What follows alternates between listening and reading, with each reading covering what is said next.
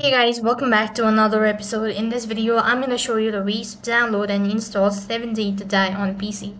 So if you wish to download the game that is 7 Days to Die, you'll have to first of all open up your application or your web browser, and then on the web address bar go ahead and type in steampowder.com, and it's going to take you to their official page. So basically you have to use a Steam for the application. So here what you can do is go ahead and press the install button, and the exe file will load up in the bottom left hand side corner, and wait for it until it is completely installed.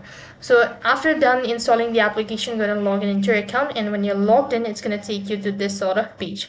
Here on the search box, go ahead and type in 7 Days to Die. And when you locate the following game, go ahead and press on it, and accordingly you have this option. Then you can go ahead and press on add to your wish list.